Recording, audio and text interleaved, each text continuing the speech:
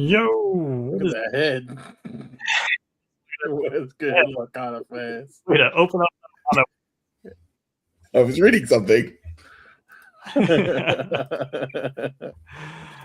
Alrighty, everybody. Welcome to a bald Tuesday evening here with the Ohana boys, where we're reading Foreheads and we're also reading what is going on in the Lorcana space, which I know we're kind of in that downswing, upswing into the new set, but still a good amount going on. So I know we just closed out. I know some of us went to some set champs for the last weekend of what feels like months long set champs for Wilds Unknown, and both of you attended. Was it one or two this last weekend? Just one. Just one? Okay. Yeah. July 4th was a holiday, so we all got together. Except for Zarek, he hates his friends, so he went. Yeah, he does hate his friends. He didn't have a good excuse, like he wasn't sick or anything. He was just like, I don't like you guys. Yeah. Unfortunately, I wasn't there. I had sick wife. I wasn't sick, but exactly. Yeah. Zarek won't be saying that anytime soon. But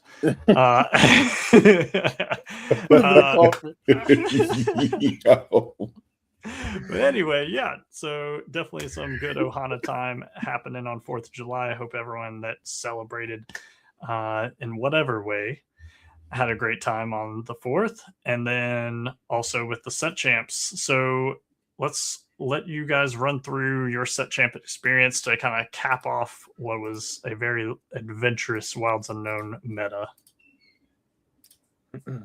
I mean, I played dogs at the beginning because I knew if I wanted to win a mat, the easiest way to do it was to play dogs. So I played dogs. Then I won a mat. Stopped playing dogs. Secured 2 more promos for top 8, and then I was enjoying Boosty Boys, but I passed the reins to Tanya so she could enjoy some set champs. She got a top. What'd she get? Second place with. What'd she play at the set champs? She got Blurple, and then she played Boosty Boys and got 2 more top 8s. So I'm glad she was having fun with the deck because I think the deck's hyper relevant for post rotation because there was only one card in it that rotated, and that was Shark. RIP the GOAT. And then that was pretty much it for my set champs. I was a sheriff at one set champ. That was a good set champ. It was a good set champ. What about you, Al? We only went to 2 set champs. Yeah. The one at House of Cards, where me and Ashton both got top 8. It was awesome. And so then after that, we went to Collector's Cove. Yep. Yes. Yep. We went to Collector's Cove, and Ashton's deck fell apart because she changed it last minute. And then my deck decided to do what I don't normally happens, where you draw 3 headless horsemen, 2 raging storms, and then you just draw into your raging storms and all your uninkables, and you're just looking at your hand like got 7 cards in hand, and none of them can go in my inkwell. It was pretty bad. And I think for 3 straight turns, it was just ink pass, and he was just like, I don't understand. And then he Mowgli'd me, and he was like, oh, I was like, yeah. So, but it was, I mean, I got to see everybody else hang out, have fun, say farewell to this. Number one thing was getting farewells to the sets 5 through 8 or 5 through 8. Yeah, 5 through 8. 5 through 8. Because rotation's here, baby. Oh yeah. Well, technically it's next week, but rotation's here. We're already testing locals. Everybody was proxied up. We told everybody there's no point in really playing the old format. There's no set champs. So unless you're going to a CCQ this weekend, there's no reason to really be playing it. So everybody's typically on board with new cards because it's more exciting and fun. So we had our first set 13 locals yesterday. Yep. Ashton crashed out immediately. Yeah, she was playing Amber Amethyst, so it's not in her favor. I played Circle of Life Ambers, Emerald. It's not Emerald. really dogs. There's no dogs in it. Circle of Life. And yeah, I played Circle of Life Phillip combo with an Amber Emerald. It was fun. I lost twice. 1-1. You know, normal business. I knew that everybody was going to be on boosties because, like, the last 2 weeks, everybody in our groups for some reason has been like boosties madness. And so I was like, there's probably going to be at least 2 or 3 people on boosties. There's probably going to be like 2 or 3 people on like Blurple or like Amber Amethyst. So I was like, I need what else do we need to play against? So that's why I played green yellow. And I don't like toys because I don't want to be a dogs player, you know what I mean? Like I'll play it when I need to win, but like I don't want to be that guy at locals. Jesse's a menace. Jesse is a menace. Oh yeah. I can't. And then we had, I think that was it. Someone did play Sapphire Emerald, and that was pretty cool. Oh yeah, and then Amber Steel. Yeah, Amber Steel is really good. Amber Steel is really good when you go. If you're a good deck, be a good deck, top deck, and then you win. And that hurt my feelings every single time. Like it was not cool. I had game on board, and she just rubs her hand and was like, "Watch this out." Worlds. It was like what? We're Greatest Criminals, and I was like 666. My one lifts it goes away. I quest to 19, pass. She wins. It's fun. Yeah, it's definitely going to be interesting getting into the new cards because everyone, even online, is just saying that there's so many options right now, so many different paths you can follow the vines, and even within the same ink color combination. So yeah, there's literally 4 different Amber Ruby decks. Yep. Humble Bosa Valley's been testing them, and I was like, that's crazy because I've also tested 4 different Amber Amethyst or Amber Ruby decks between songs, aggro, Circle of Life deck, and then regular boosties. So yeah, and we were kind of seeing that a little bit when we were kind of theory crafting a list where there's so many different routes you can go that have some really cool things that they can do that I know when we were initially doing it, you can kind of accidentally merge some of them, and then you kind of got to figure out, that's where you kind of figure out, okay, these are cool, but I don't know if it goes in this list, even though it's a really good card. So that's the fun of deck building, which I feel like has been, obviously there's going to be, people are going to solve the meta. We have a lot of play testers in this game, a lot of people that invest a lot of time into finding the decks that will form the meta. But this, I feel like, has been one of the most openly creative pre-releases that I've seen in a long time. And we kind of saw that with the heavy reprints that we got in Fabled with rotation, where it wasn't that big of a, like, it was a big change. Like we lost a lot of staples, like with Ruby Amethyst, and then also Amber Steel songs disappeared off the face of the earth. So there's some big changes, but it was more, we just lost those, and some others just that already kind of existed, a shell just moved forward. Yeah. Like this one, I mean, blue loses the ramp. It's harder now. I mean, all I'm saying is this is my consensus. Whoever decided that Mickey Mini should be a shift 0, that person should be fired. I'm not even going to hold back on that one. Because even if you answer it, they go from 2 to 5 ink. Yeah, but to answer it that early too is rough. Like you have to have a support dot. You're just on the draw World's Greatest Criminal. Yeah, that's it. That's the only way. And then you couldn't even they still go from 2 to 5 ink, or if you're like any other deck that's not gonna hardcast a World's Greatest Criminal on turn 3, they're questing for 10. Typically, it gets 5 that turn, and then you usually have to get to like a Gaston or something to take it out. So they're gonna quest to 10. Hear me out. You go 1 drop bot, 2 shift bot, 2 damage, Sing, Zeus. They get 5 ink. Sick. They win. That's the worst part. It's like I solved that problem. 5, they ink one more time. They can play like anything else for 6. John Silver, they can start setting up their Phillip combo if they're on the 4-drop ward Phillip. Blue green, very degenerate still. Don't let the loss of yeah. Can't wait for Zark to be playing that. Oh, and then there's a new infinite combo where you can loop your Phillips with Cusco, Milo Thatch. Saw that one trending around online too. So what? Yeah. You bounce I know you bounce a character back. Mm-hmm. So you're bouncing your Prince Philip back. Yeah, and then you can like recur them MMS because you're playing Max. Other cards. Yeah, Max and stuff. It's. I don't have the exact list memorized, but I know that it just lets you repeat Phillip, and it's gonna miss BG. It's not gone.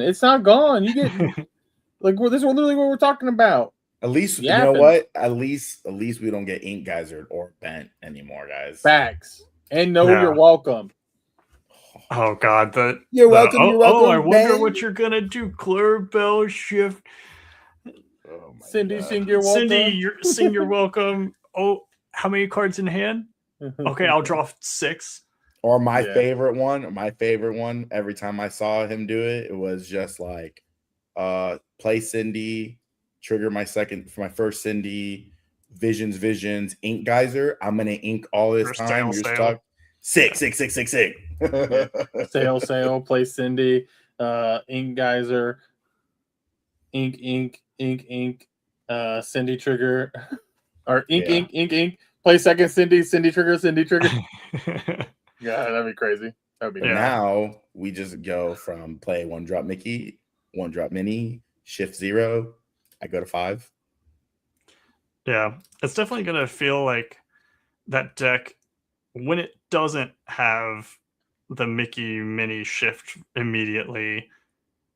I feel like it's a lot slower. It's gonna feel like a completely different game, which I don't know if that's a good thing that you have such high variance. And but we've seen other 3-card combos that are fairly consistent in this game because we have the Diablo, alter action shift Diablo. Yep.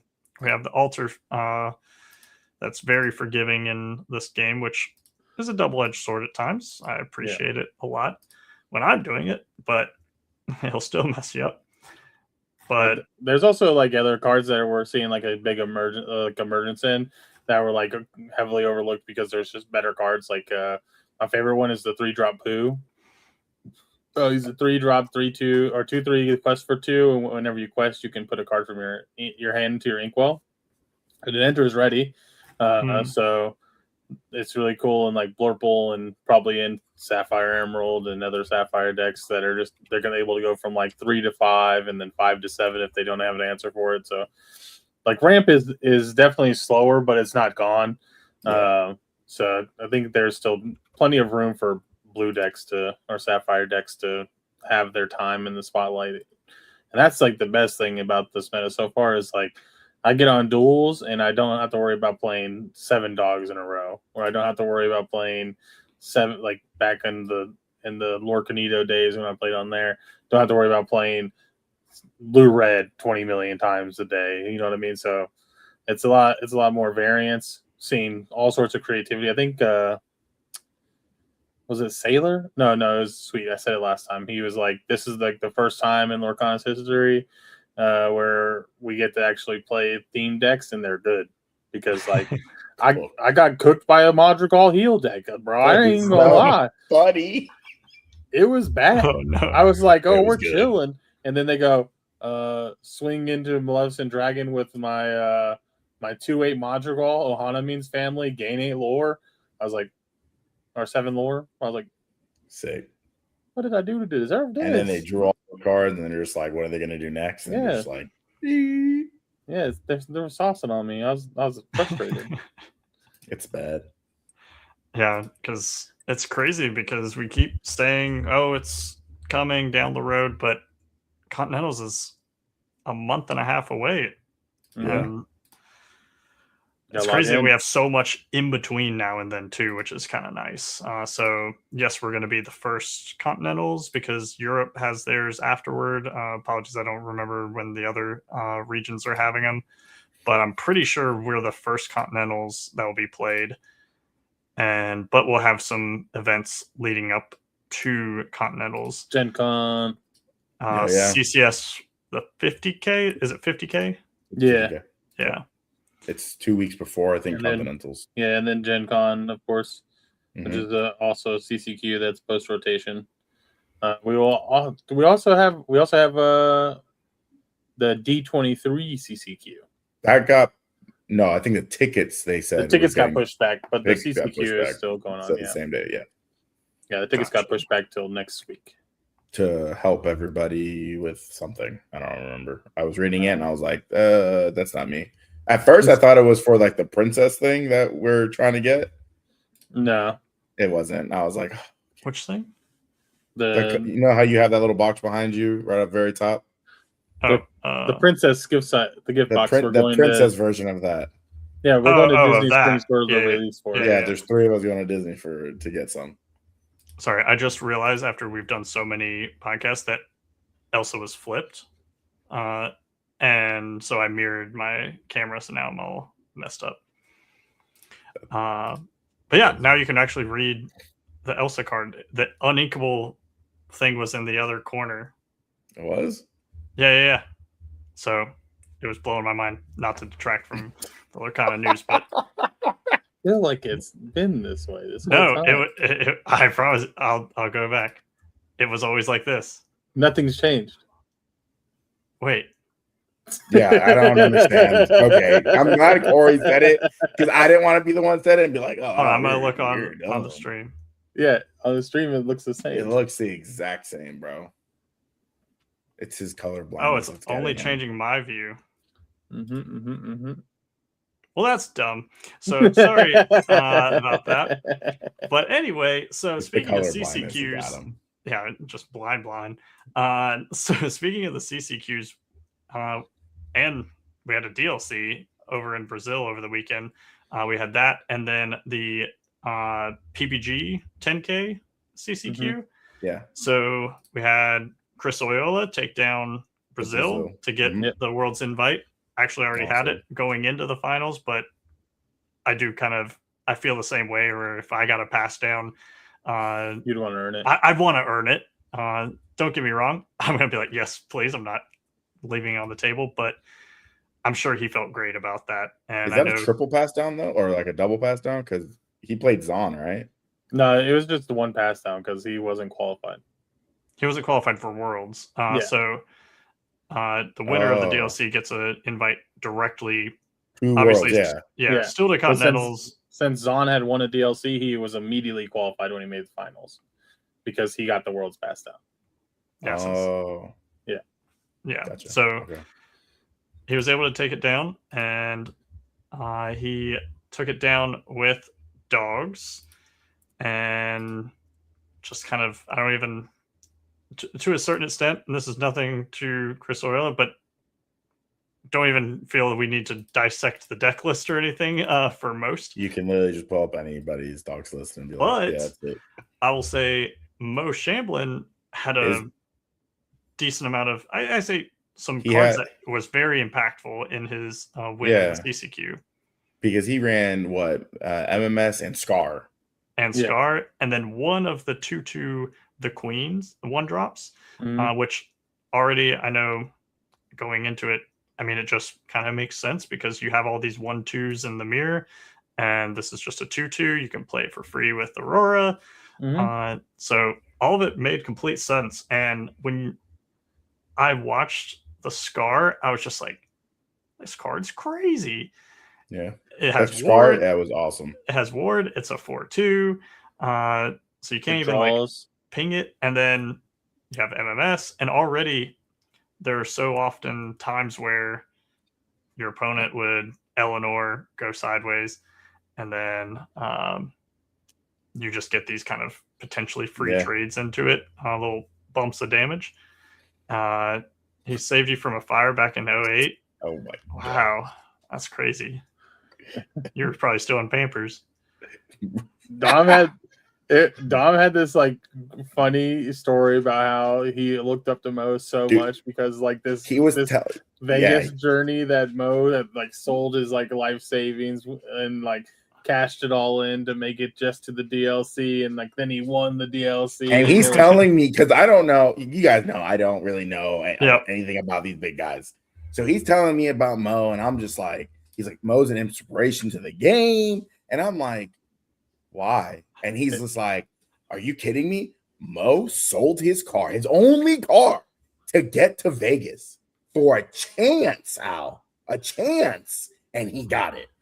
That's inspiration. And I was like, I don't think that's how that happened. I'm pretty sure he was just going to Vegas with his fiance to like celebrate their wedding or whatever. And then they got married, and he was like, I'm going to do the DLC. And then he top 8 of the DLC.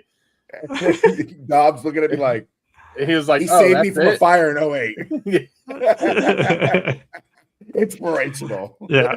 Jokes aside, I haven't spoke with Mo, but he definitely seems like a very genuinely amazing person. And you could really see the dedication when I was watching the finals when he won, just the pure emotion that he had. And yeah, that's just, it's hard to describe feeling when you're feeling that. But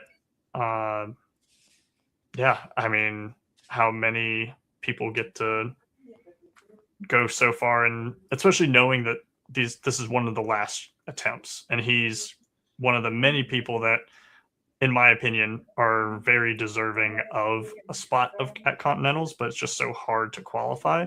And there have been so many people, people on this call included, that have been so close to qualifying that absolutely just a different day, and they're in Continentals.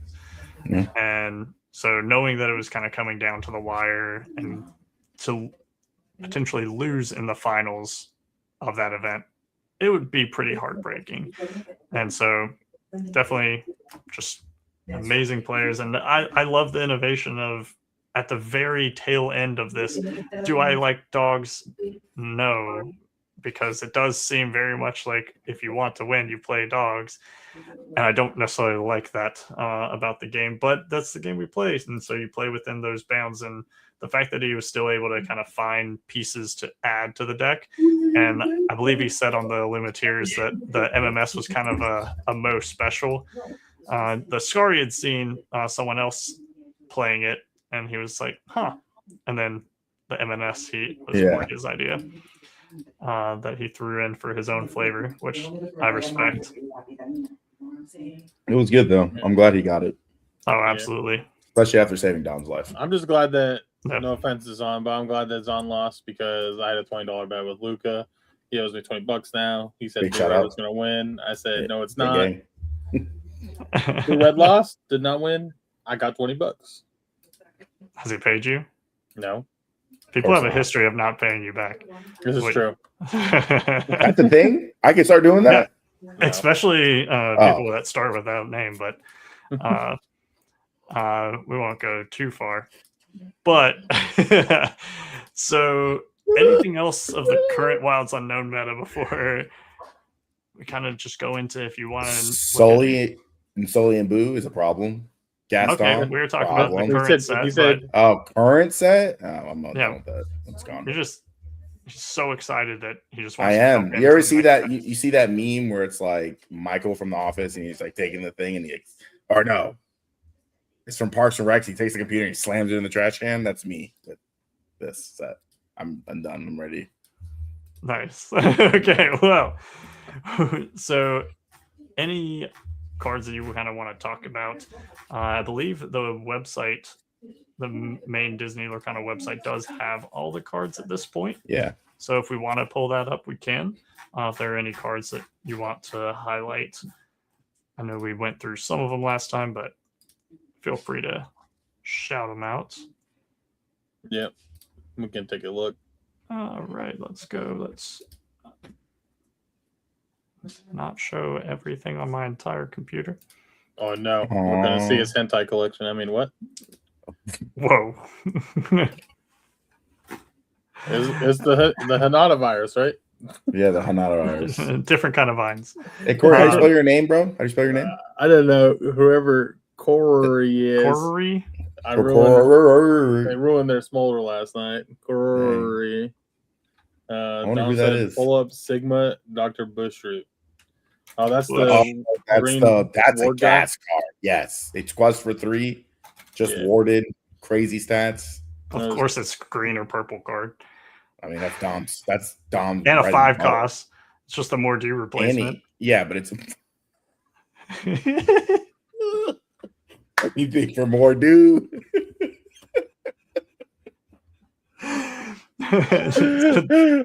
Dr. Bushroot. I love you, Dom.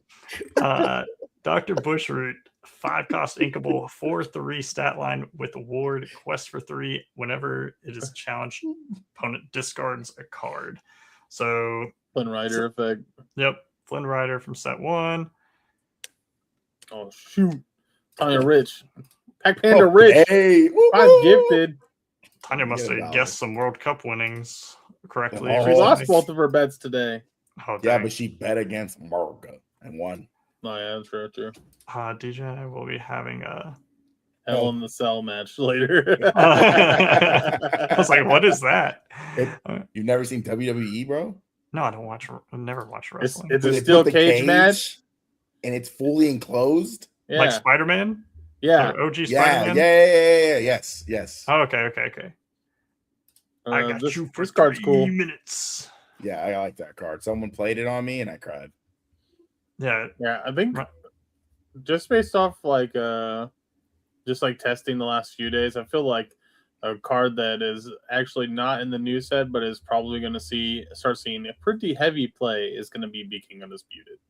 Yes. I think just too many units getting played, and we need to be shrinking them boards. So I would be very surprised if the Epic King isn't a $20 or $30 card soon, if it's not already. And this could be just biased because what we're seeing a lot of, but I feel like from the days of old, I'm noticing a lot of ward just slapped around a lot more frequently. And I don't know if I like that, especially as a steel only player, pretty much, where I need to target things. Rough. It used to be here and there, but it feels like ward's kind of being a little bit more let loose on a lot more types of cards. They're all green and blue. Right. Yeah, and there's a lot more that are impactful. Like we have the Milo Thatch. I believe he quests for 4? 3. 3? Okay. Yeah, he's a but he's that card though. He also bounces a card and has the ability to draw. Yeah. So it's a pretty good card, right? Yeah. Yeah. So I think that's really good. The new Hades is good. The Water Noose is decent.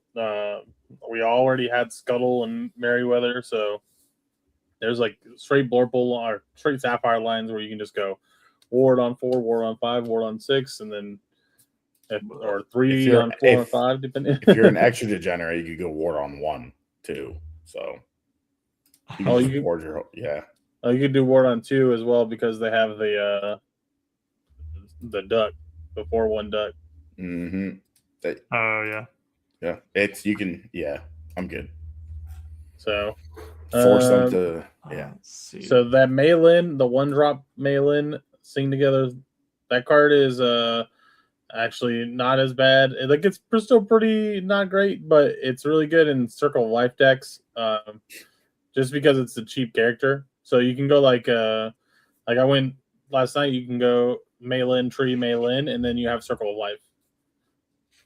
You just have to pitch your hand somehow. Yeah, I mean that's the gist, but I'm just saying it's that easy to set up Circle of Life. The 2-drop 2/3 Lilo that's right there. That's a cute one. Yeah, the one making the basket. That card is pretty good. A lot of Gaston, a lot of World's Greatest in the format. So having a support that can enable those cards coming out on 2, and it also provides a valuable shift target for the 5-drop tag team if you're playing Amber still. I went too fast. Too fast. You're moving Yeah, too fast. you broke. I actually may have just gone too far on this page where there are no cards. it. Yeah, I think they have a bunch of blank space at the bottom of this. Oh no, I just went. You're this goes through old set. set. Oh, Yeah, you got filtered to just new You set. have to filter to new sets. Okay, this is my first time. Card set up top. Card set. First one. Top one. Yep. Attack of the line. It should be at the bottom. Attack of the line. And then it's still blank space. Well, now write your name. Shout out Taylor Swift. What? Congrats on the wedding. We like that. What are we looking I for? assume it's one of these. They're down there in the cards that aren't rendered. What is he looking for? I was going to show the Lilo Stitch, but I'm right now just finding. Isn't it right? Isn't it right there? No, because it's iconic. There's Belle and Beast. It's here. You can't see it, but it's here. Yeah, 3/5, quest for 3, resist 1, support. It's stupid. Pretty good. Quest for 3 is dumb. No, it's not. It is. You have to give up alien. You have to give up 2 characters to do it. Yeah. No, you don't. You only have to do it 1. Yeah, I was like, wait a minute. It's 1. I was just blindly agreeing with you. Let's see what else we got. Gaston, best card in the set, without a doubt. Card is absolutely bonkers. Malin Lee, good. We know that. Boo, unimpressive for me. Mike Wazowski is basically Daisy for both characters, except only quest for 1, or not characters, players. Up, DJ. I was like, where are you? That one. Yeah, that one right there. If your opponent's on a Amber Still deck, or they're on like an action heavy deck, like Amber Ruby Singers, it's really good. Also, they're on the Boosty Boys. It's bad.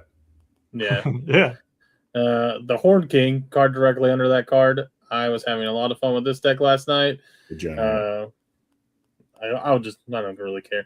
I was playing Amber Ruby actions and cheating out 3 Olafs with this thing later in the game.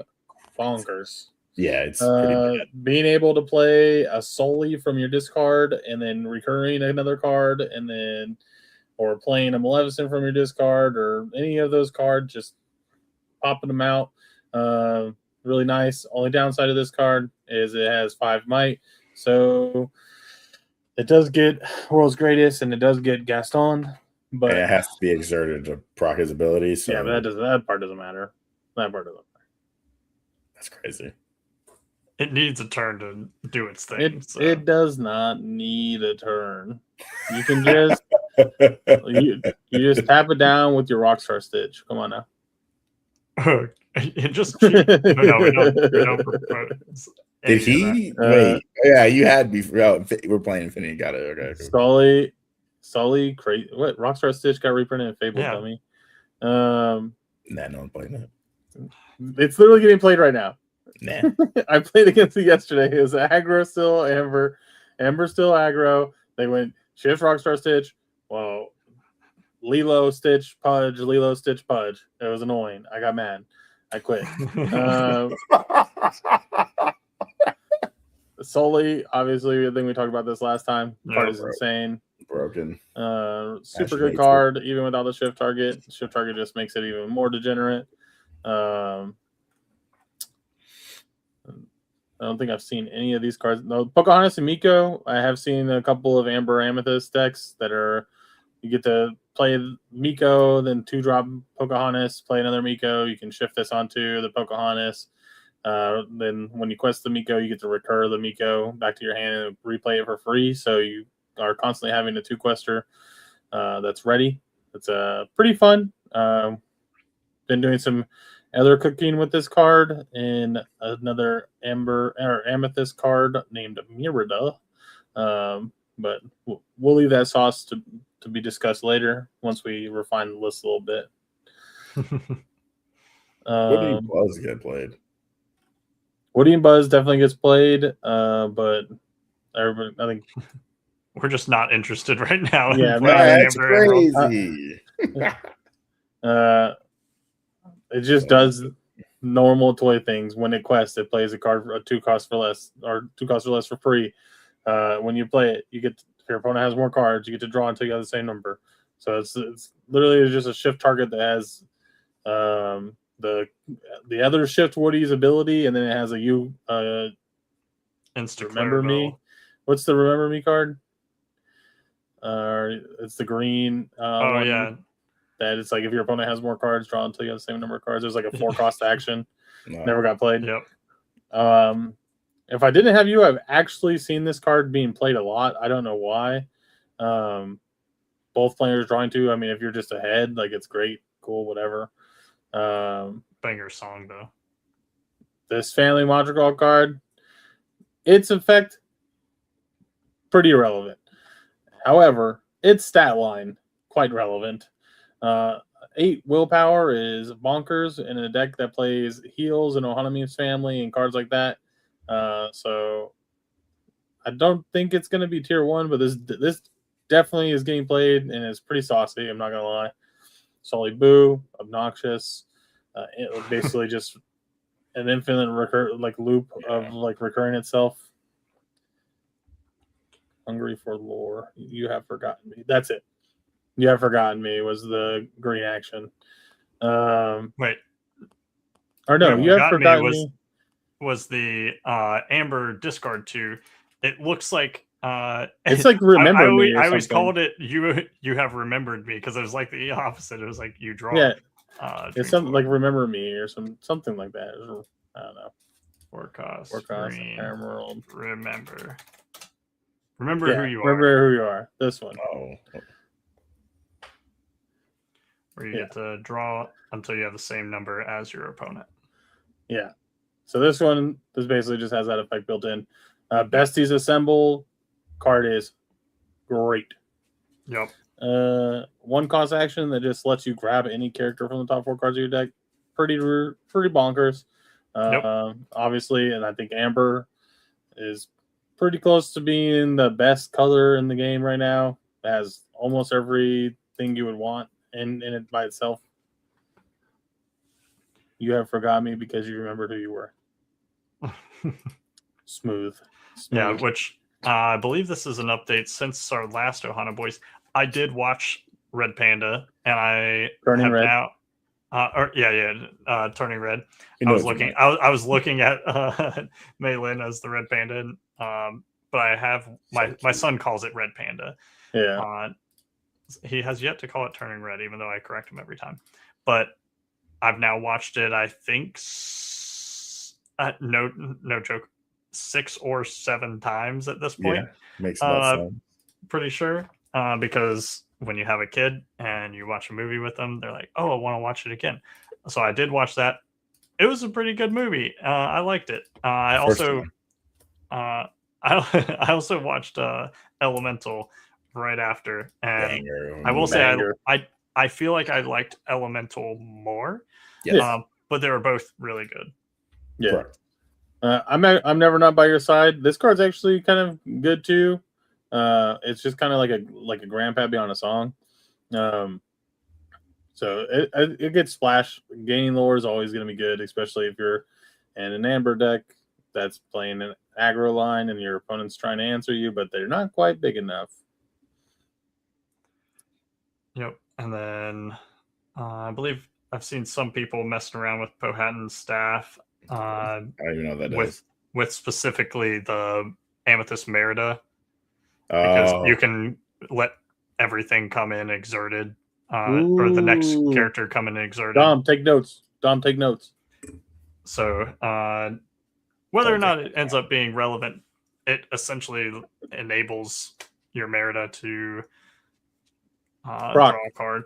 Yeah, just let you proc.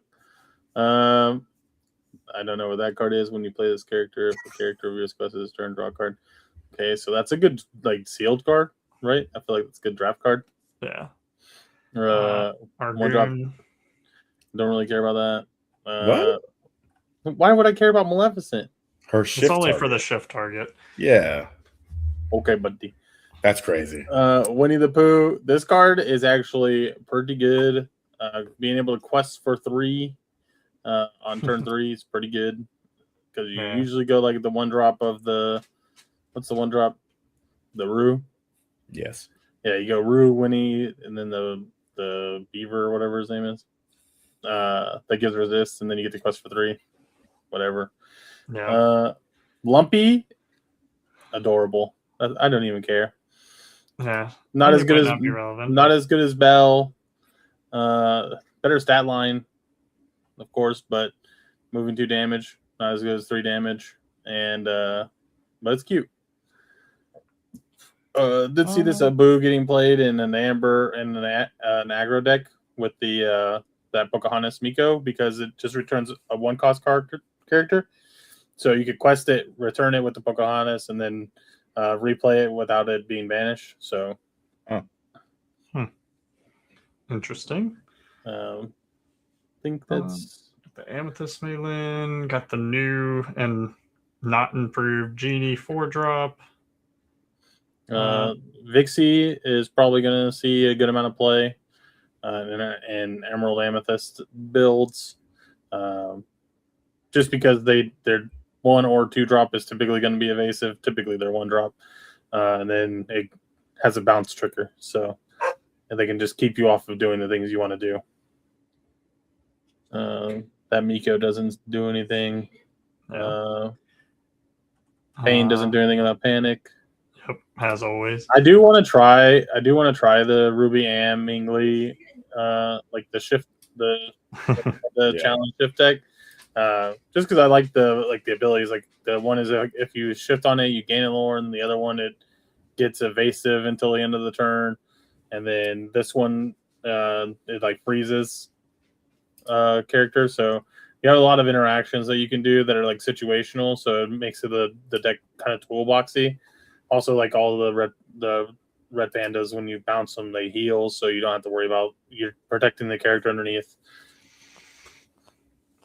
Yeah, and then we have the Merida that we've mentioned before, where it can enter play exerted. One thing I've seen that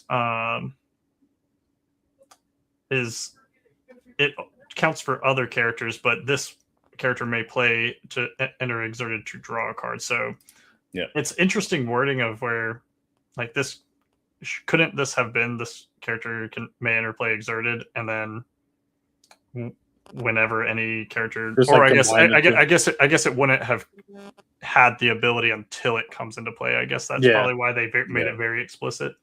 Yeah, but overall, it wouldn't proc itself without the first effect.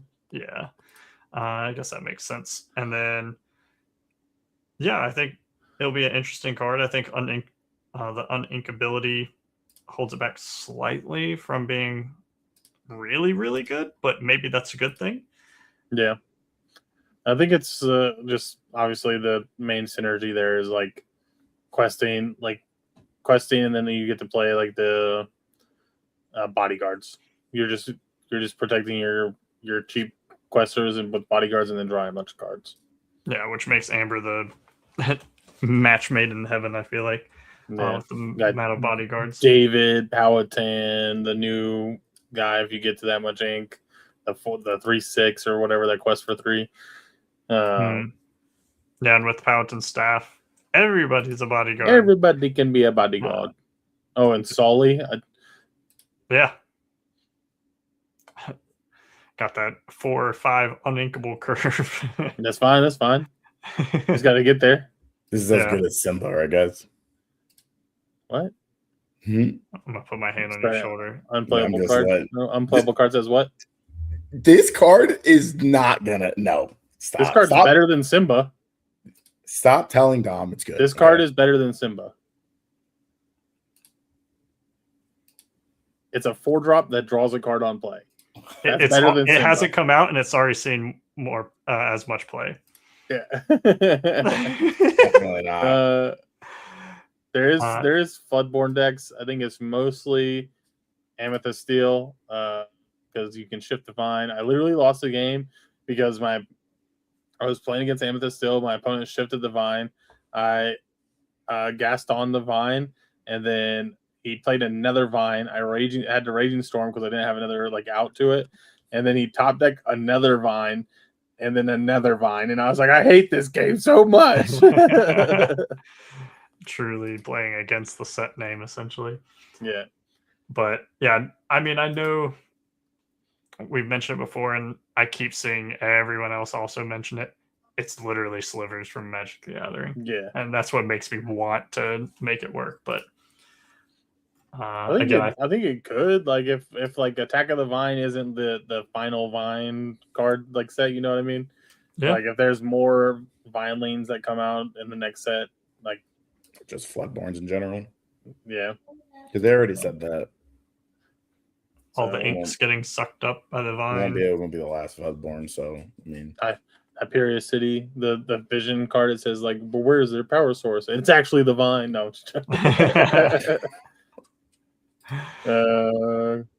Grandma Woo. You gain a lore when you shift on top. Yeah. A 1/4 for 3. Very underwhelming. Even with the challenger +2, we already have 3/4s base. Yeah. We have 3-drop 4/4 or yeah. I think we have a 3-drop 4/4. Yeah, we do. I think it's Ruby. Yeah. And then we have like Hera, more Floodborn. When you play Floodborn, gain a lore. You get some damage move with the Hey. Vanilla Tink for the shift. We got Peter Pan for the shift. This one, like, I do think that this Peter Pan is actually pretty good, being a 2-drop 1/3 that has a stun effect. Is pretty relevant because if like your opponent quests their 1-drop, you get to like stun it for the turn, so it kind of like slows down their tempo. So I think it's actually not a bad card. And then obviously it's a shift target for the Peter Pan Tink. So not bad. I even think I saw this card getting played in Amber Amethyst because it's like a decent with Dale, and I know a lot of the lists are on Dale now. So the 2-cost Peter Pan.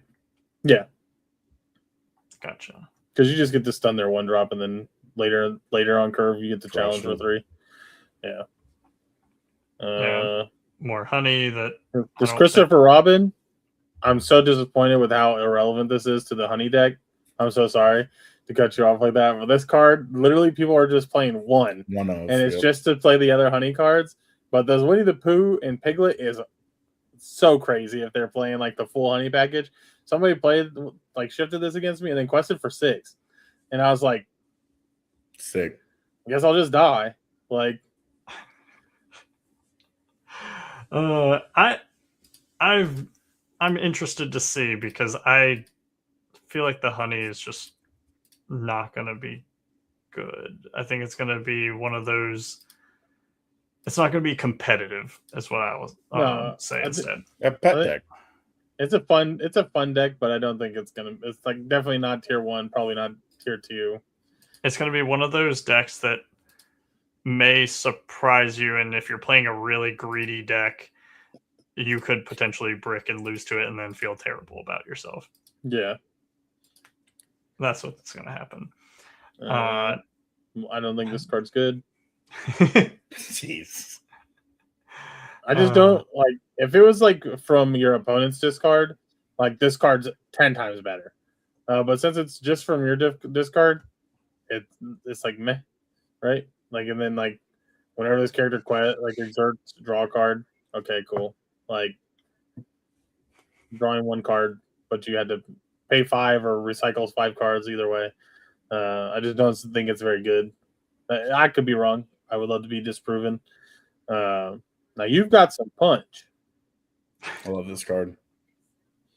Also, pretty good card. Just giving anything rush and challenger, pretty solid. Do I think it's going to see relevant play? Probably not.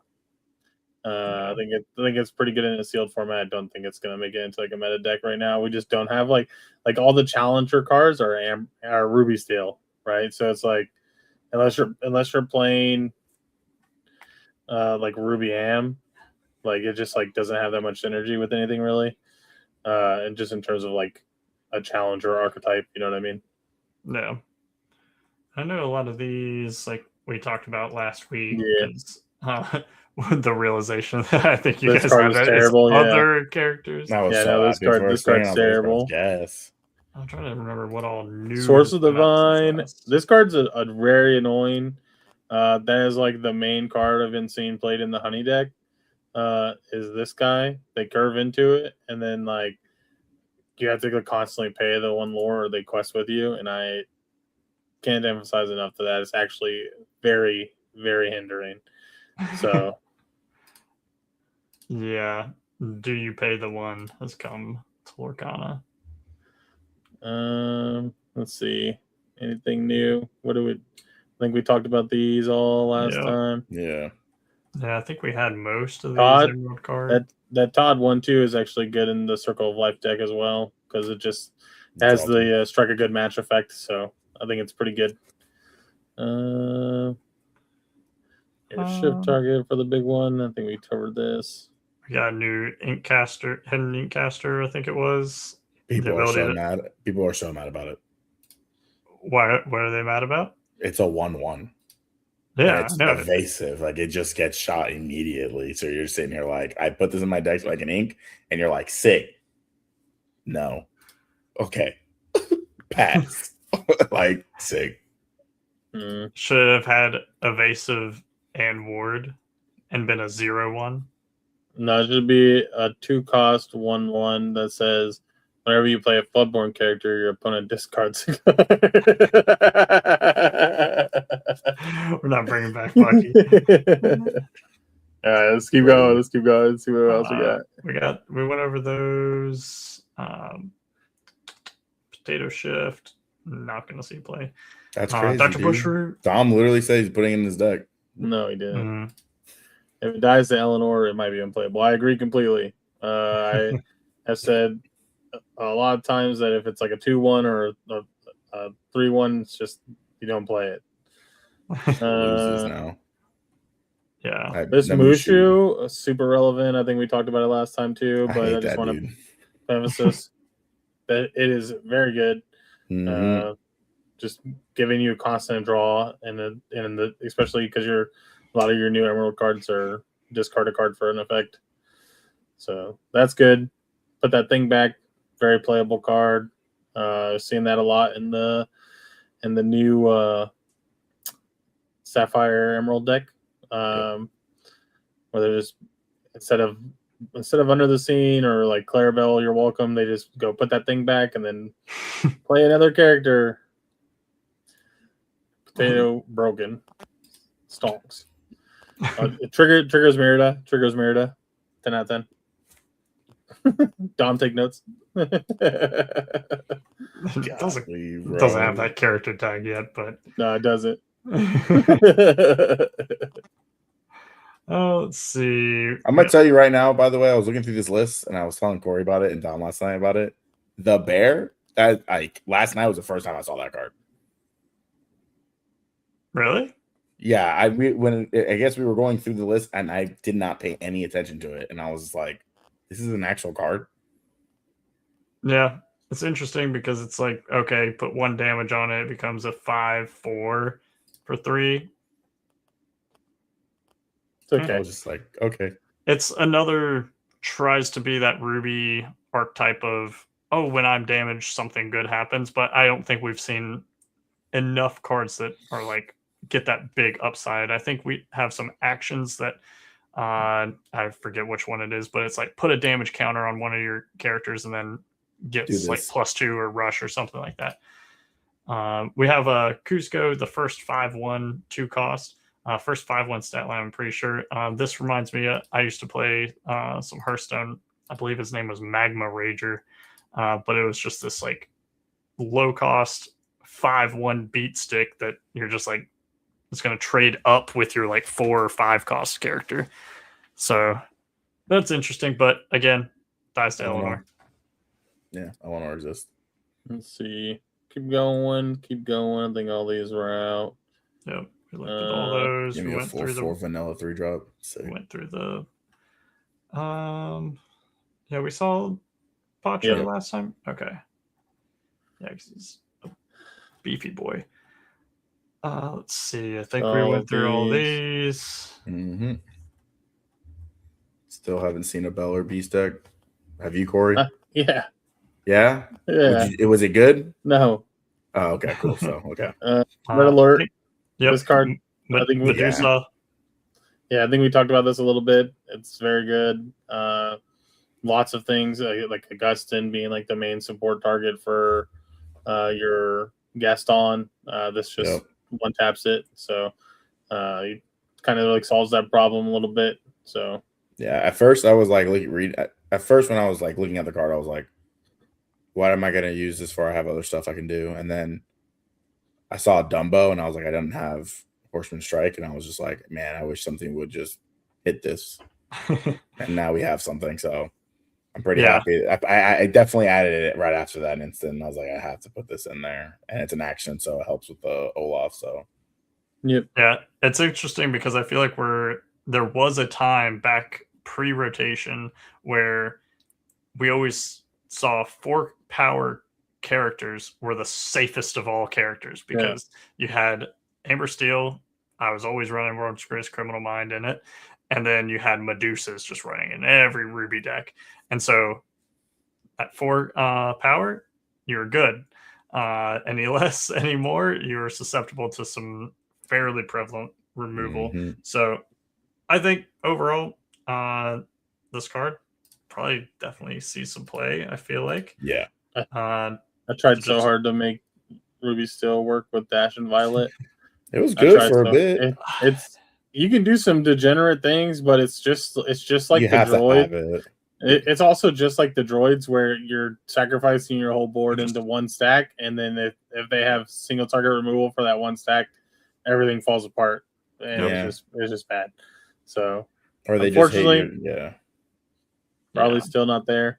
I think we talked about everything else in the next line. Yep. Vision.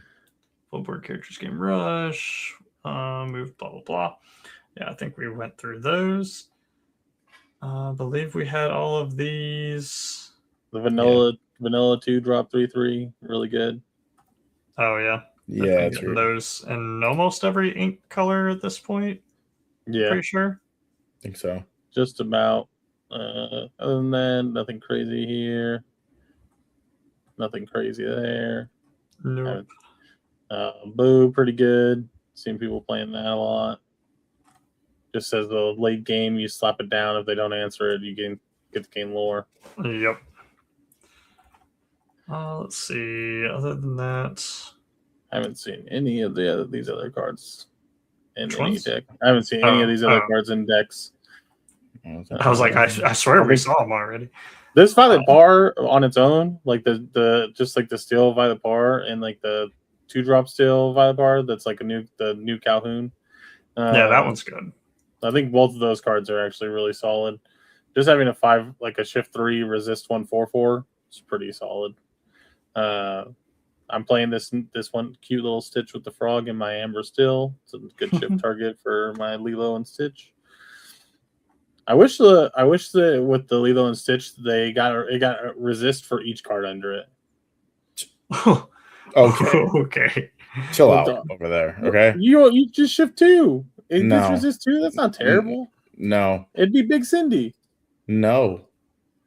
Broken. Whatever. What am I gonna do? Cry? It's already a 3/5. Bro, you just support it in Gaston. They're not gonna support my red alert. Nah. They don't need that. It doesn't need that resist. It's good. I think it would go 10 times. This card seems really good. Inkable Calhoun without the +2 lore. But definitely seems like a good shift target there. A little goon. I ain't going over that. I don't know.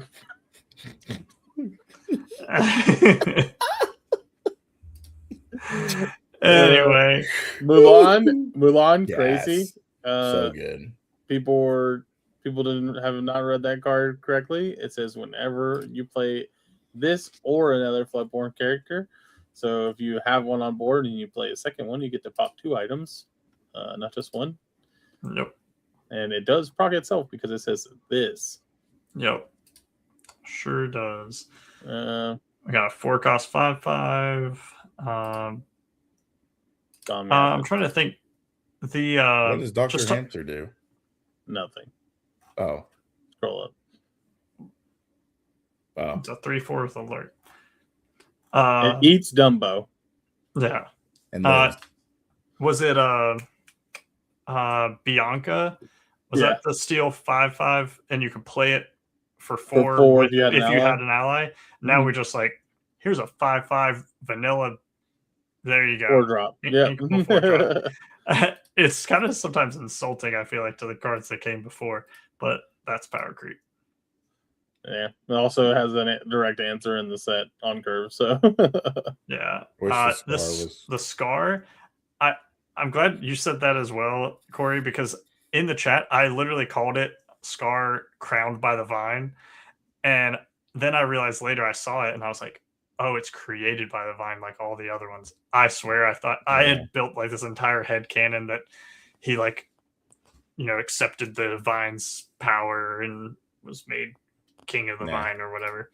Nope, it's not as cool. Thoughts? I really like this artwork. I love the artwork. I love the Enchanted. Cool. A lot of people don't like the Enchanted. I love the Enchanted. I think the way that they portrayed like it being a plant instead of like a lion like shows a lot, and I think just the art style is gas. Yeah, the Enchanted, I know Katie spoilers pulled it in her pre-box opening that they sent, and it just, don't get wrong, I think it's nice looking, but it's just off, especially with the border, where it's just like off center in the white of on the corner, the right? card. Yeah, and it just looks, to me, I'm not vibing with it. Yeah, but I do like this artwork here. Mm-hmm. We got some bots. We got the Vine. We've talked about that. I think that's it for the most part. My Smolder. Then, yeah. Other than that, I think we had a couple of the enchantments that weren't revealed last week. I believe Woody and Buzz. Yeah, that one's crazy. Ohana and Genie's gas. Sully and Boo is going to be huge. Let's see. Of the Enchanteds, something about it. I like it. Of the Enchanteds, first question is, which do we think is going to be we'll say top 2, like highest sought after, highest valued Enchanteds coming out? That's so hard. It's probably going to. It's easy for me. It's probably going to be the Winnie the Pooh is definitely going to be one of them. Yeah. And it probably Monsters Inc. If I wasn't Monsters Inc., it'd be the Mickey and Minnie, just because it's Mickey and Minnie. I was gonna say for me, it's the Sully and Boo, and then the Winnie the Pooh. But I think just in general, it's gonna be the Winnie the Pooh and then Woody and Buzz. I think the Mickey and Minnie is gas, but with the hype around Iconic Buzz, the hype around Pixar in the game, the movie just coming out, I know, like it's just too good. And the Winnie the Pooh, everybody loves. Everyone Honey Wizard, and then this is Honey Wizard. That's like 10 times better in my opinion. Oh yeah. So, no, I was going to say my 2 would be Winnie the Pooh and Woody and Buzz. As far as what I think is other people are going to be sought after, I think for me, the Woody and Buzz is really sick. I like the coloring and whatnot they did there. Sully and Boo, love Monsters Inc. as well. The Winnie the Pooh is a pretty nice looking Enchanted. Am I crazy, or this picture here almost looks different from the picture we've seen before? Yes. Okay. Yeah, okay. It looks like they changed it from like splashes of watercolor to like more viney. Yeah. Okay, because I was thinking I was going crazy because I remember making a comment about the picture. It almost made it look like a different ink color combination. Mm-hmm.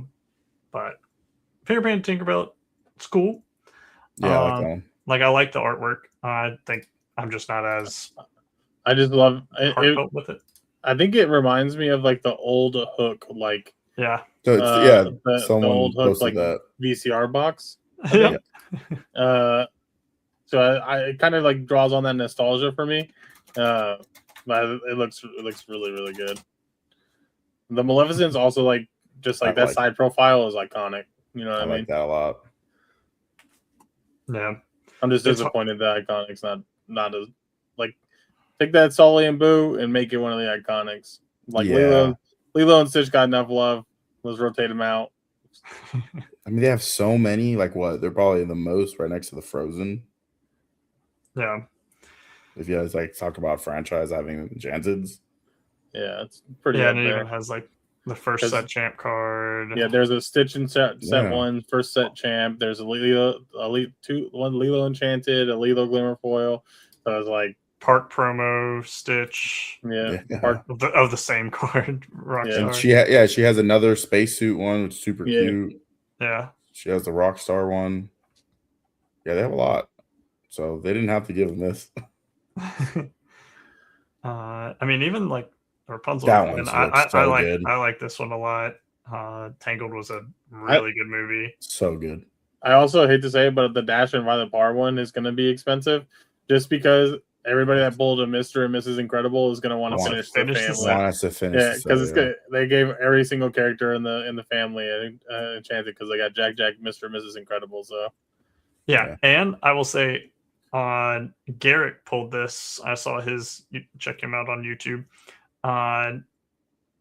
It looks really good. Like even compared to the last set, Enchanteds, the silver spears. Yeah, I saw that too. It's like raised. It really does like almost look like similar to the iconic rares.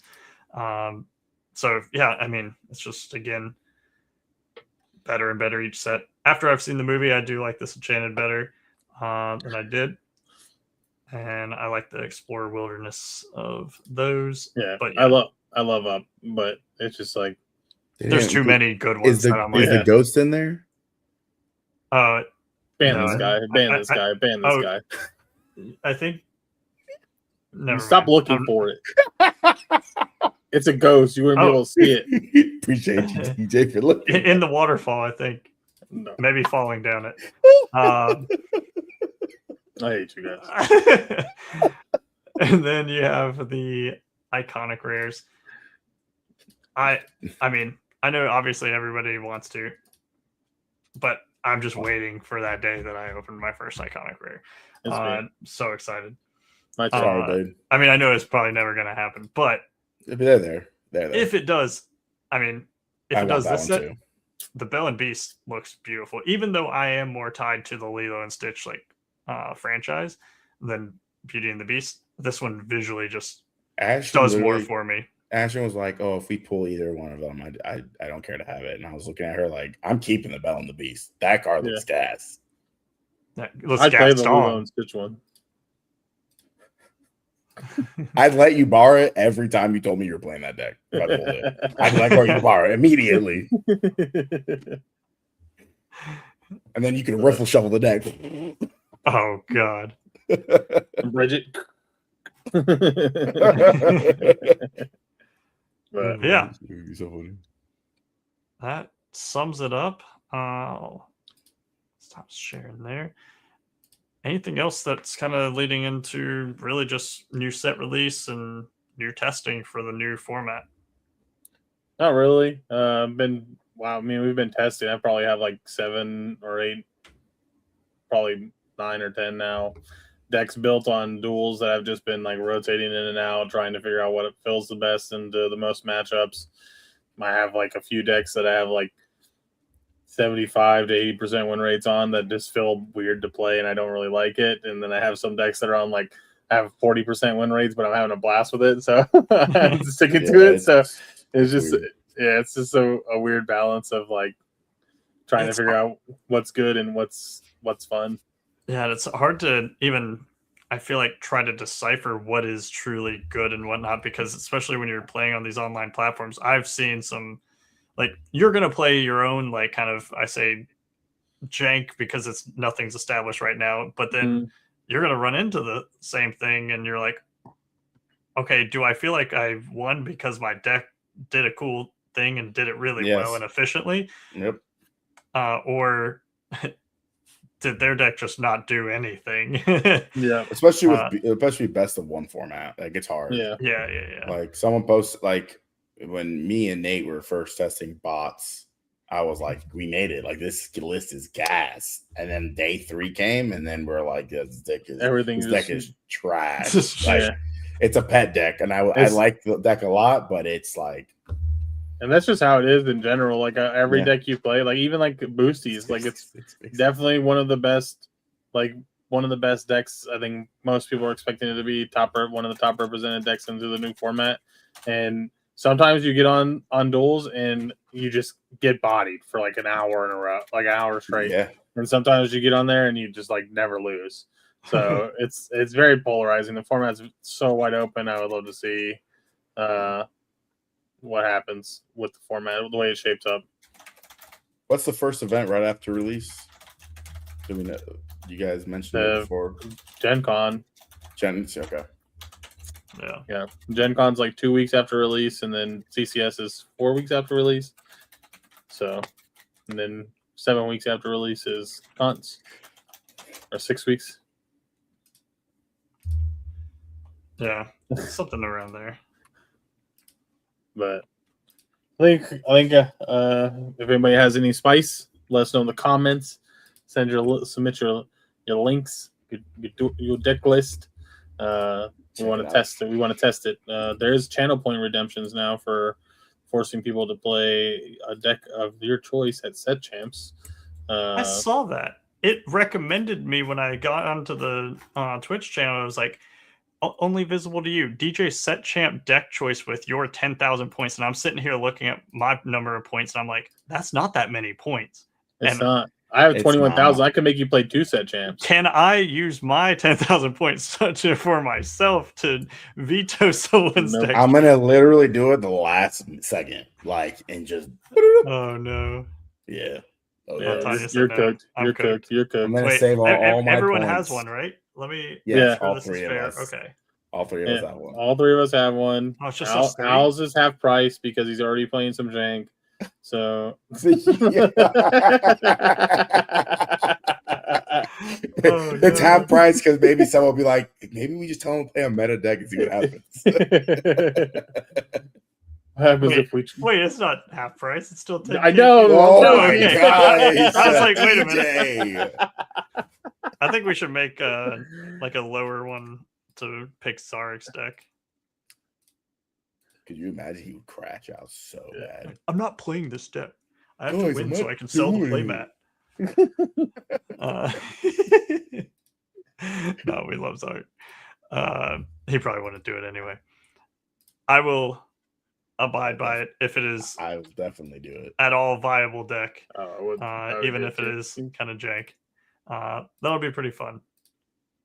Another set dominated by When are we gonna talk about the elephant in the room? Another set dominated by Blurple. I think Blurple's good, but I would not say that it's super dominant. I think there's plenty of counterplay into Blurple this format. A lot of their characters die to Gaston. A lot of or get banished by Gaston. A lot of their characters get banished by Red Alert, like except the warded ones. Except the Raging warded ones. Storm. But then, Raging Storm, like the deck still struggles to play through Raging Storm. So I don't think it's good to be dominated. I think it's definitely a good deck. I've seen Corey play it, and I was just like, man, it made me want to throw it together and be like, okay, I'm ready for when I get those cards. But I think it's very good, but I don't think it's gonna be. I don't think any of the decks currently are gonna be like an egregious amount of the meta share. You're gonna have to earn it with one of the decks. Like it's not gonna be like how it was formats before, where it's like, okay, I'm gonna play this deck and definitely take it to win a mat, and I win a mat. It's definitely gonna be like you're gonna earn it. So Amber Emerald, when it gets, I know it needs to try a little harder than it did last set, but I've seen still it go pretty fast at times. It's nuts, yeah. Where it just gets too many characters out. If you try to do a thing, it's like you don't have time to do that. And it just goes super wide and dumb. It's the same way with Amber Ruby as well. They have like the I played against it last night where they literally went Woody on 1, something on whatever on Bullseye on 2, and then Jesse, and then just started spitting out characters like 2 drop, 2 drop, 2 drop, 2 drop, and I was like, cool. What do I do? Cool. Jesse's just a menace too. It's just like thanks. Shrink all your stuff while I'm doing it, so you can't even challenge my 2/2. Yeah, it's great. Too small for you to be like, oh, let me support it if I manage to do it, and you're just sitting here like, okay, I love my hand. It was funny though. I did have an opponent that shrank my Augustine. They shrank him down -2, and I was like, guess what? 4 + 1 is 5. Guess all. It was fun. But yeah, we'll see. Quick lesson. I think the format's very, very wide open. There's no reason to start dooming or glooming about a particular deck. So I'm excited, especially because this is what's going to determine if I've been thinking about it more and more. But yeah, Continentals is going to be a completely different ball game. I was just thinking about it because I've seen some people posting like, yeah, it's way different than any DLC. Like, yes, it's only like 132 people, but it's going to be every match is going to be like, oh, make it or break it. Do not make mistakes. Yeah. I mean, even on the Friday event that me and Corey are in, it's literally the same thing. It's just like, yeah, it's not like, hey, you can recover next game. Like, you got this. It's, hey, good luck. This is it or not. Yeah, because the LCQs, you're going to have like, yes, it's just win 5 matches or so. I think it still comes out to that. I know they changed it's like 500. It's 512 people in a pod, 2 pods, 512 in 1, and so top 8. So whatever the math is on that, Corey. I don't know. Okay.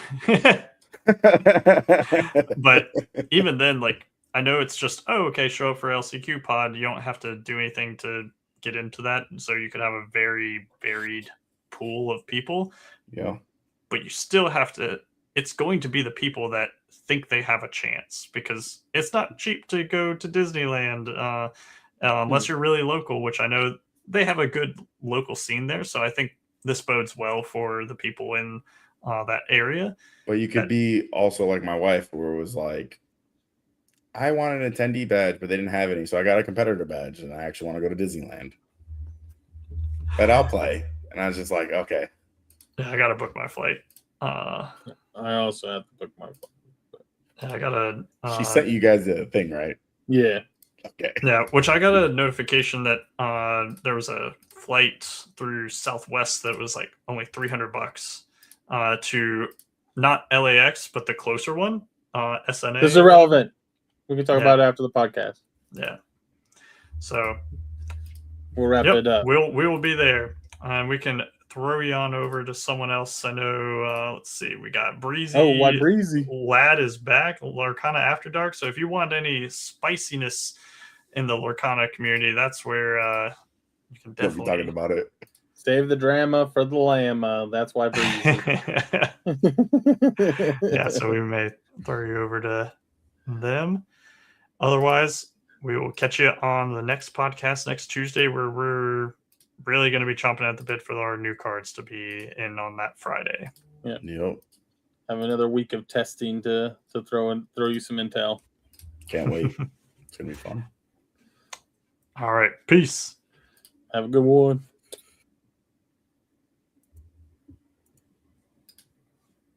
Take us away to Roy Breezy. Come sail away.